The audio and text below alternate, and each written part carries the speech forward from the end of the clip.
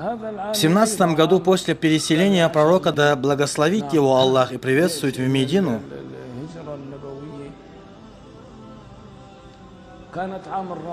случилась засуха и голод. Сподвижники пророка, да будет доволен ими Аллах, страдали от голода, и среди них был наш господин Умар, да будет доволен им Аллах.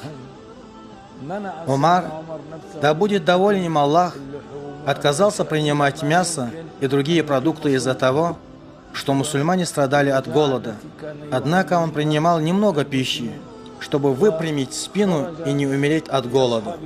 И вот он вышел вместе со сподвижниками посланника Аллаха, да благословит его Аллах и приветствует, совершить молитву о прощении дождя.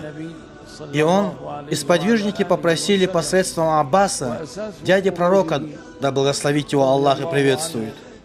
А вышли они таким образом, что Билал, сын Хариса, да будет доволен им Аллах, зарезал барана.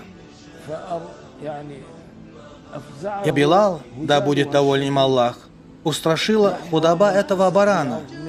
Его мясо прилипло к костям, и это его устрашило. После этого Билал пришел к могиле пророка, да благословит его Аллах и приветствует. Поприветствовав посланника Аллаха, он сказал: «Помоги своей общине, о посланник Аллаха, помоги своей общине». И в ту ночь Билал увидел во сне посланника Аллаха, да благословит его Аллах и приветствует.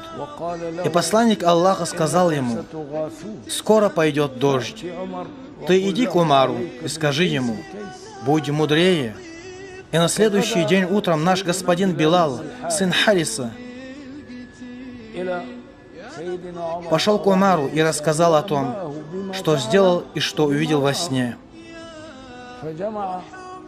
И тогда Умар, да будет доволен им Аллах, собрал сподвижников в мечети, почитав им проповедь, обратился к ним с речью о сне посланника Аллаха, да благословит его Аллах и приветствует. Как вы понимаете его слова «будь мудрее», они сказали: «Он просит тебя поторопиться вывести нас совершить молитву о прощении дождя». И тогда наш господин Умар вышел, и собрались вокруг него сподвижники посланника Аллаха, да благословит его Аллах и приветствует. И они совершили молитву о прощении дождя. После этого он прочитал им проповедь. Во время совершения дуа он просил посредством Аббаса, дяди пророка, да благословит его Аллах и приветствует. И тогда пошел дождь. Всевышний Аллах наделил их своей щедростью, ниспослав им обильный дождь. Таким образом, закончился этот год засухи.